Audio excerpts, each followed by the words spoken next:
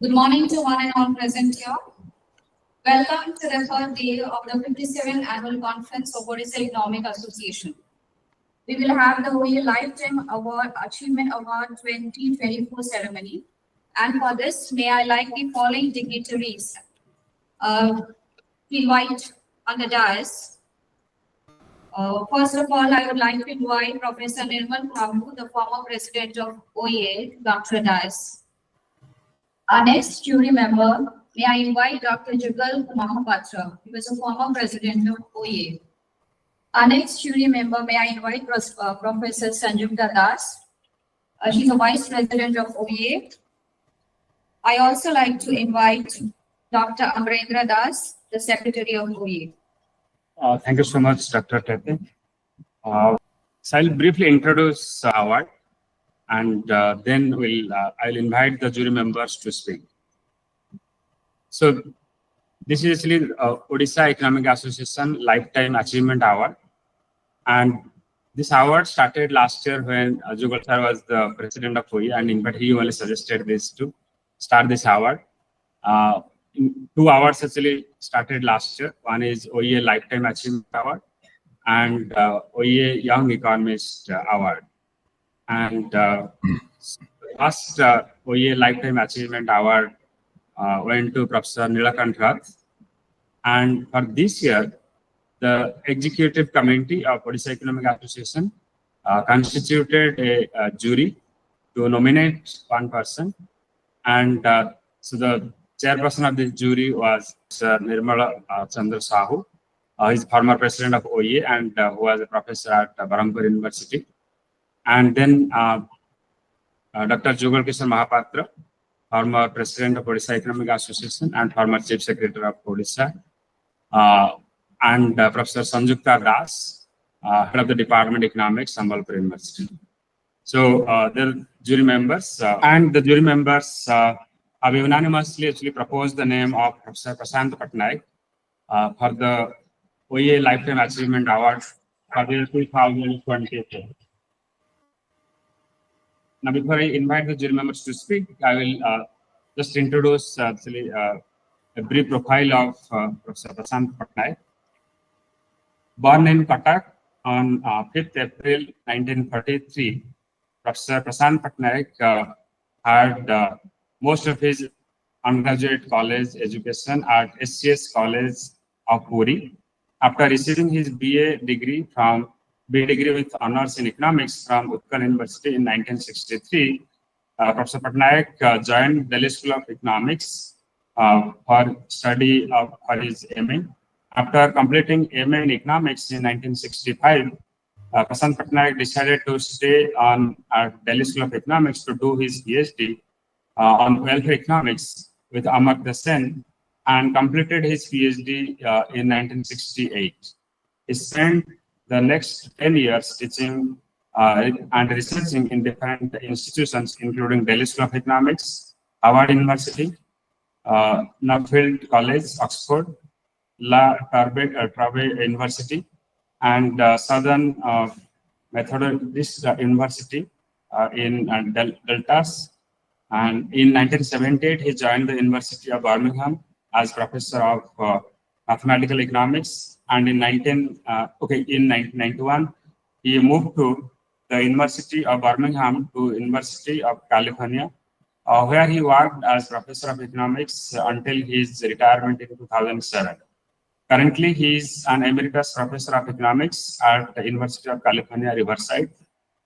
Professor Prasant Pattanaik's research spans several areas: the theory of social choice and welfare economics, certain non-conventional methods of preference and choice, such as models of choice based on vague preferences, stochastic choice and stochastic preference, rebuild preference and stochastic demand, and choice under non-probabilistic uncertainty, trade theory, multidimensional well-being and deprivation.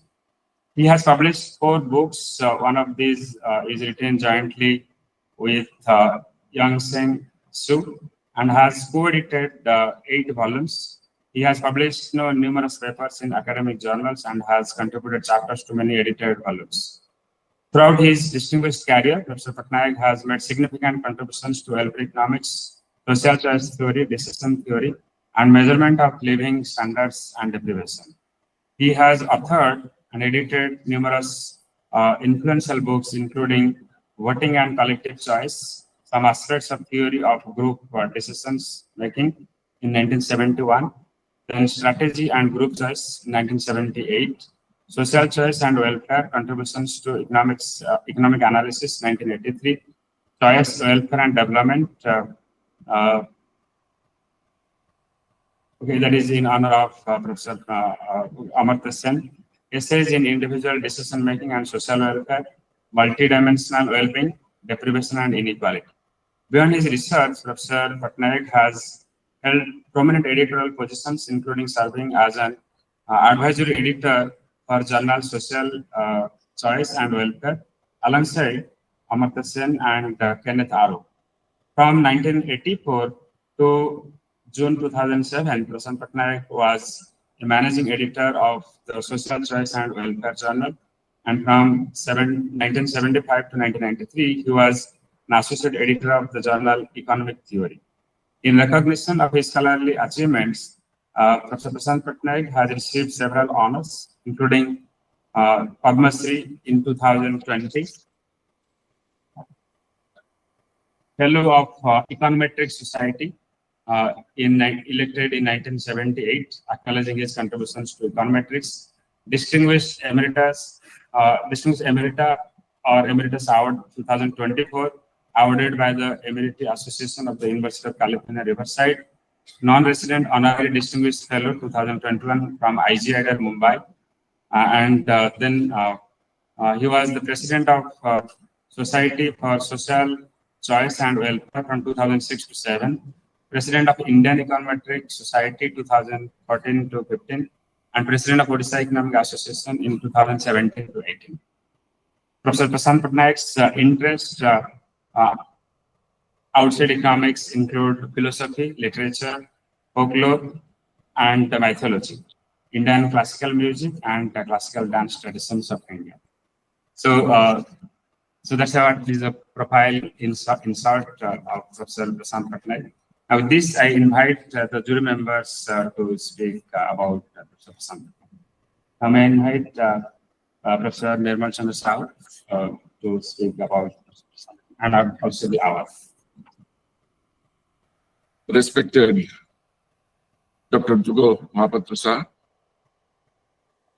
Sanjukta Madam, Amarendra Sir, President Prabhu, all senior professors of economics, and all young friends who love Odisha and economics. I must thank Odisha Economic Association, as I have been associated as a member of the jury for the last 2 years. Even last year, when Professor Rath was awarded, I was one of the members. Manoj Sir was chairing. And this time, we three were members of the jury. On both the occasions, the decision was unanimous. But the peculiarity this time is, all three of us had thought Professor Prasant Pattanaik as the first name. It is autonomous. So we decided, if he doesn't accept, we'll think of somebody else. So our meeting ended in a few minutes, and later on, Amarendra said he has accepted. So the job was over. Regarding Prasant Pattanaik, maybe Professor Mahapatra in Delhi school might have seen him, might have known his work. I haven't seen him. I have known him from the words of my professor, Vivekananda. My professor, during mid-70s, he used to talk of Professor Prasant Pattanaik as one of the brilliant students of economics and as who had worked on social choice. social choice is something which is one of the most intricate areas of economics. I don't think we do research in Odisha on social choice. But that is what makes us relevant to the society. If Marshall had said that economics is for human welfare, well, we become relevant to the society only through social choice. Through individual choice, we know in microeconomics how it is difficult, but collective choice is far, far more difficult. The debate of the academic debate of Amartya Sen and Kenneth J. Arrow, possibility and impossibility theorem, tell us how intricate the issue could be. For quite a long time, we thought that democracy is probably the solution. But democracy is not the solution so far as collective choice is concerned. Therefore, this area of economics is at the borderline of our science, bordering with political science, policy science, sociology, and making us relevant to the larger society. This is the area that he had worked. And Professor Das used to love this area, love Prasant Pattanaik. But in those days, the way Amarendra Babu talked to Prasant Pattanaik a little while ago, that was not the possibility. He had correspondence with him and used to speak us about Professor Prasant Pattanaik. And he liked social choice so much that when he got Fulbright Fellowship, he worked with another Nobel laureate, James Buchanan of George Mason University in USA. That was my professor from whom I knew about Prasant Pattanaik. Later on, in late 90s, when I did my postdoc with Professor Charles Perrings, who was then working in University of York, who was earlier in University of California and now in University of California. When I talked, I said I belong to Odisha in India. He knew India. He knows India very well. I said, Odisha, if he remembered Prasant Pattanaik, do you belong to the same place where Prasant Pattanaik belongs to? I said, yes. I took him to Konark. I took him to Puri once, and I said, this is the area where Prasant Pattanaik had studied. So this is how I knew about Professor Prasant Pattanaik from two of my guides, my doctoral guide and my postdoctoral guide, and therefore I was I had no other thing in mind than when we talked about Professor Prasant Pattanaik to give him the Lifetime Award. We, as members of the jury and as part of the OEA, are proud of the fact that today we are honoring Professor Prasant Pattanaik for his lifetime achievement. We wish him long life. We wish him a good life in the USA. And I would request the OEA, whenever he comes to Odisha, OEA should make a program to listen to him, to honor him personally. Thank you very much for giving me this opportunity and for giving me the love and trust to be the member of the jury for the last 2 years. Thank you very much. Okay, now I request Dr. Jugal Kishore Mahapatra. I think he was a direct student of Prasant sir, so he will speak a few things about us. Thank you. Our chairman, Dr. Sao, has already mentioned how jury has come to a very quick and unsurprising choice for this award. And let me, at the very outset, on behalf of all of you, extend heartfelt gratitude to Professor Pattanaik for having accepted our humble award, a humble tribute from the entire community of economic scholars of the state. We are celebrating the work of an extraordinary scholar. That's the two words I can only use to describe him. He is extraordinary in every respect, as a student, as a teacher, as a researcher, as a mentor, and above all, as a thinker.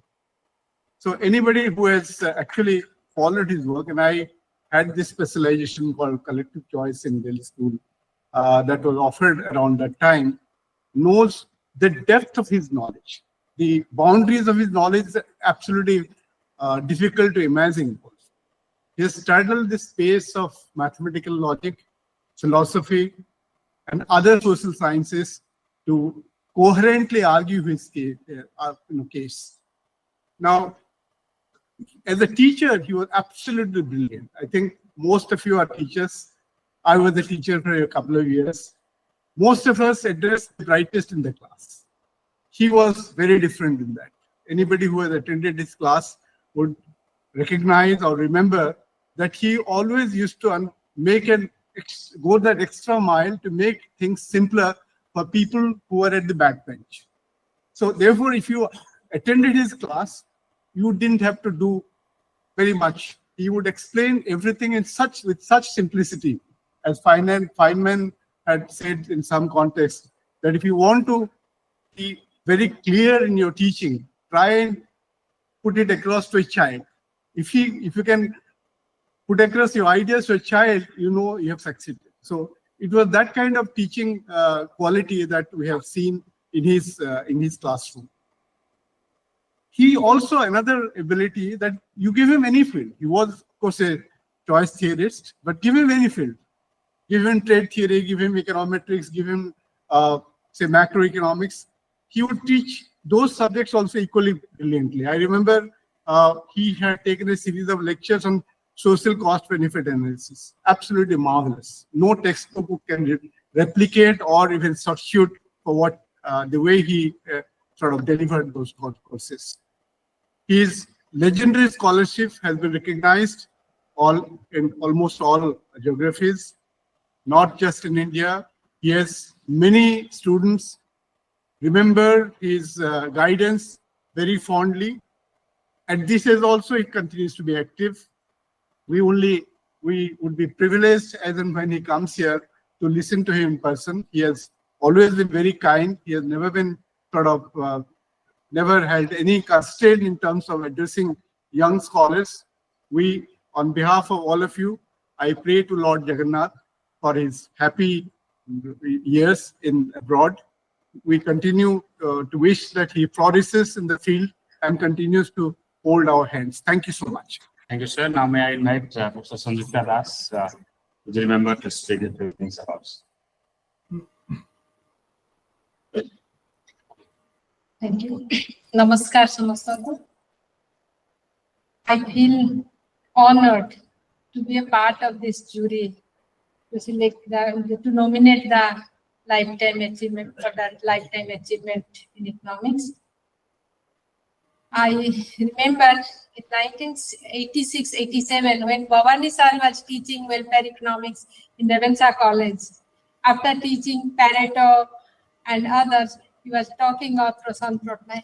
At that time, I was thinking, oh, after Pareto and even Amartya Sen, we have someone from Odisha who is working on welfare economics. So, as a student at that time, I felt very much proud to have the name of Prasant Pattanaik in our classes. So, when I was a part of the jury member, immediately the name came to our mind, and unanimously we feel that he's the best person to be that.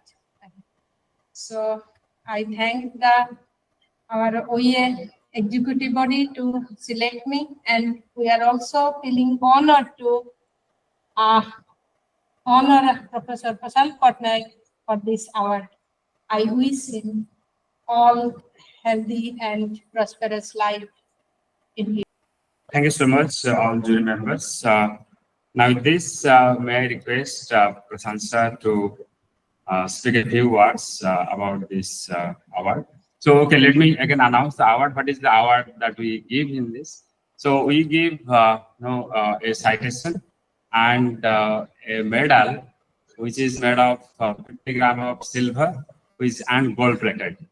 So, this is the award. That's a very simple award that we give. So with this now, may I request Prasant sir to speak? Over to you, sir. Namaskar. My greetings to all who are here. I'm honored and delighted to receive this award from the Odisha Economics Association. I accept it with gratitude and humility, and I thank all my colleagues in the association for this honor. And thank you all the members of the jury, Professor Nirmal Chandra Sahu, Dr. Jugal Mahapatra, Professor Sanjukta Das, for the wonderful words, kind words. And finally, I would like to thank Dr. Amarendra Das, the Secretary of the Association, who, with the patience of a saint, has answered all my queries, the numerous queries I sent to him very promptly. So I thank him also. Thank you. I'm sorry that I couldn't make the video function. I'm pretty bad with these modern technologies, so I couldn't make that function. So I have to communicate with you only through the audio. But again, I thank everybody. My greetings to all who are here. I am honored and delighted to receive this award from the Odisha Economic Association. I accept it with gratitude, and I thank all my colleagues in the association for this honor. I presume that I have been given this award for my research, so I hope that it will not be out of place if I use the time allotted to me to talk a little about certain problems on which I have worked for some time. Most of my research so far has been in two areas. The first is welfare economics. Incidentally, I use the term welfare economics in a broad sense to indicate the whole of normative economics.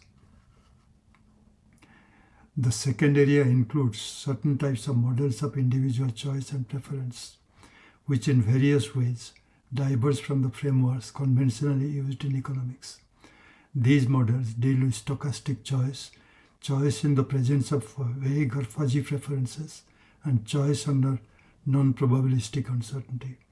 In this talk, however, I shall focus on a specific conceptual development in welfare economics over the last few decades, which has come to be known as the functioning and capability approach, FCA, to the notion of individual well-being, and which has its origin in some foundational contributions of Amartya Sen and Martha Nussbaum. Consider an individual who is seeking to evaluate the welfare of a society corresponding to alternative social states. For convenience, I shall call this individual E, capital E, for evaluator of social welfare. How should she go about it? It is reasonable to propose that in forming her social welfare judgments regarding alternative social states, E should take into account the well-being of all members of the society corresponding to the different social states, and that she should do so irrespective of whether she is prepared to admit as relevant considerations of aspects other than the well-being of individuals. But what constitutes the well-being of an individual? It is here that the FCA diverges from the dominant utilitarian tradition of conventional welfare economics. Much of welfare economics has conceived an individual's well-being as the individual's utility. An individual's utility is typically interpreted either as the individual's happiness or as the satisfaction of our desires or preferences. In particular, the preference satisfaction view of individual well-being is widely accepted in modern welfare economics. However, a large number of thinkers, including Aristotle and the Buddha, have not subscribed to this exclusive focus on happiness or preference satisfaction as the sole index of an individual's well-being. Aristotle had a much richer conception of well-being in terms of what he called eudaimonia, which is sometimes translated to English as flourishing life. The Buddha distinguished between two kinds of happiness: the kind of happiness the pursuit of which leads to increase in wholesome factors and decrease in unwholesome factors, and the kind of happiness the pursuit of which has exactly the opposite result. Obviously, he did not regard the latter type of happiness as contributing to an individual's well-being. Many social scientists and philosophers of our time have been critical of the conception of an individual's well-being as a utility. I would not go into all their reasons, but one reason for rejecting the preference satisfaction view of individual well-being, which has often come up in the literature, involves the so-called sour grape phenomenon, noted by social scientists and psychologists. It has been observed that people who have been socially discriminated against for long and whose aspirations for a better life have been always thwarted, often decide to lower their own aspirations and live a contented life with whatever little they have. It has been argued that they are stifling their own aspirations and learning to live a contented life despite severe physical deprivations such as malnutrition and lack of clean drinking water and medical facilities can hardly be taken to be an indication of their having a reasonable level of well-being. A similar reasoning can also be used against the conception of human well-being as happiness. The functioning and capability approach favors a very different conception. It argues that in assessing the well-being of people, one needs to consider the aspects of people's lives that people value. They value being well-nourished, being in good health, being protected from the elements, having interaction with their families and friends, particularly participating in the public life of their communities, and so on. These valued attributes or dimensions of life are what Sen calls functionings. In the FCA, the well-being of an individual is simply the values attached to the vector or bundle of attributes. It is here that difficult issues arise. If we confine ourselves to what the American psychologist Abraham Maslow called the physiological needs of people, the positively valued attributes are likely to be the same for all people. However, as we move away from the physiological aspects of life, differences among individuals are likely to emerge. What happens if some people highly value living a strictly religious life, while some others in the society attach a negative value to such a life? For simplicity,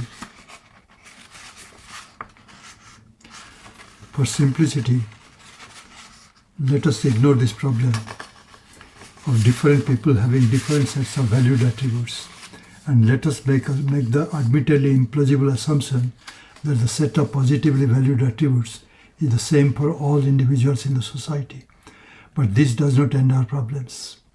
Suppose the set of positively valued attributes is the same for all individuals, but the individuals attach different relative importance to those positively valued attributes, so that we find that the overall value that some individuals attach to an attribute bundle X is higher than the overall value that they attribute to another attribute bundle Y. But exactly the opposite is true for some other individuals.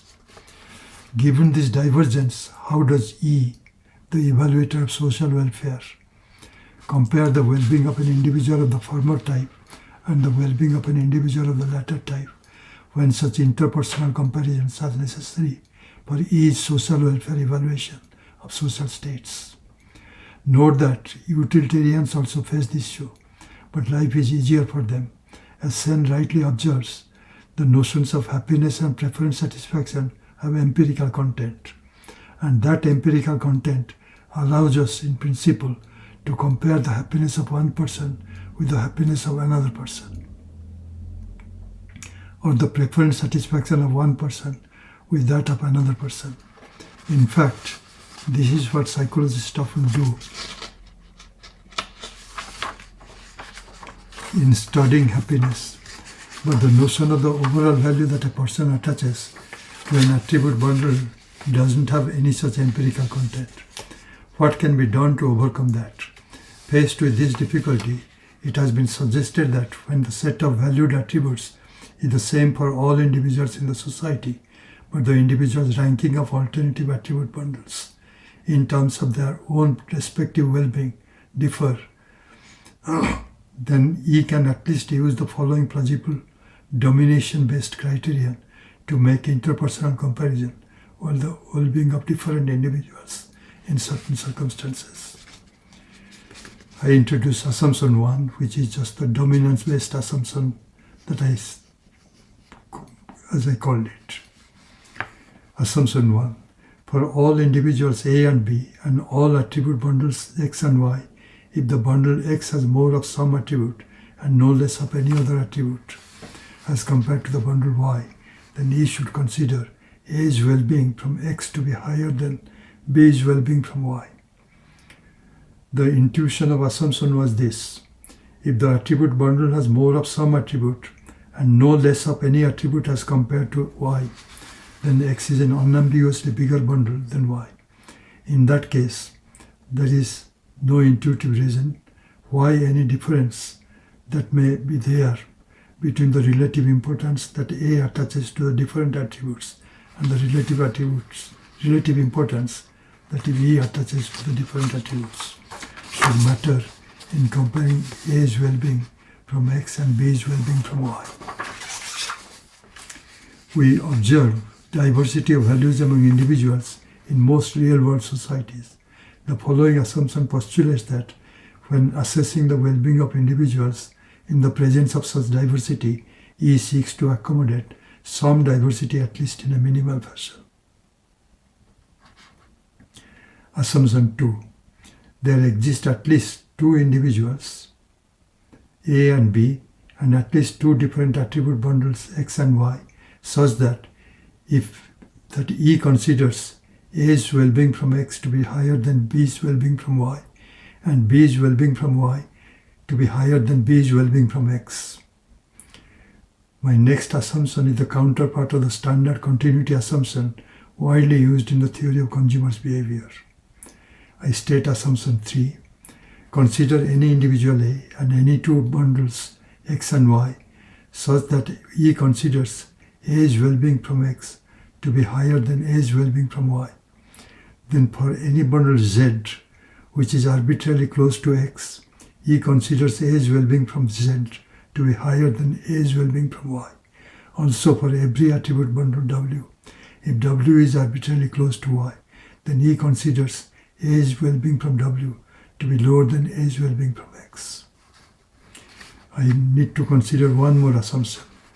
The assumption has two parts. The first part is rather trivial, and the second part is simply a consistency requirement for each assessment of the well-being of individuals corresponding to different attribute bundles. Assumption 4.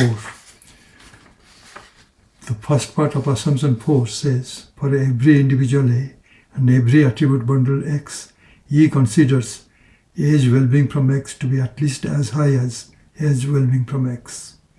This is a purely technical property, and it is so obviously reasonable that any violation of this property may seem like an indication that E suffers from some form of insanity.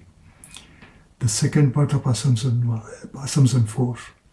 For all individuals A, B, and C, and for all attribute bundles X, Y, and Z, if E considers A's well-being from X to be higher than B's well-being from Y, and B's well-being from Y to be higher than C's well-being from C's well-being from Z, then E must consider A's well-being from X to be higher than C's well-being from C's well-being from Z. Now for a disappointing result. While each of these four conditions seems perfectly reasonable, one can formally prove that there is no way in which all of them can be satisfied simultaneously. Given this result, one can also prove a similar negative result regarding the assessment of well-being differences of different individuals if we make certain weak assumptions linking comparisons of individual well-being differences to comparisons of individual well-being levels. These negative results highlight some as yet unresolved conceptual problems in the FCA when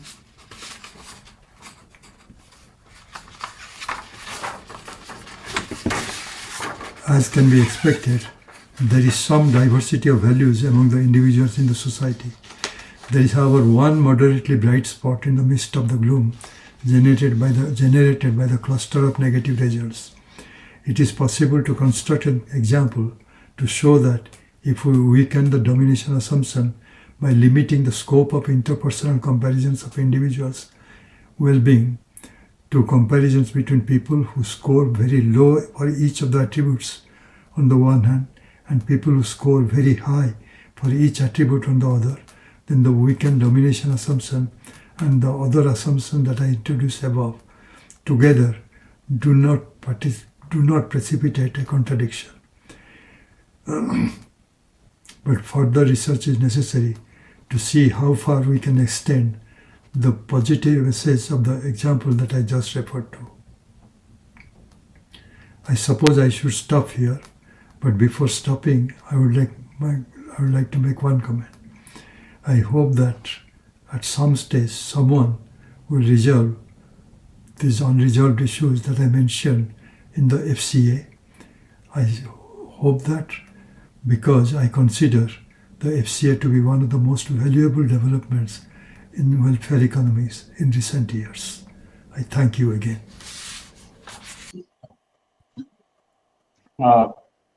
Thank you so much, sir, for staying connected with us, and we will make provision to give this hour directly to you someday. So thank you, sir. So you can now close this session.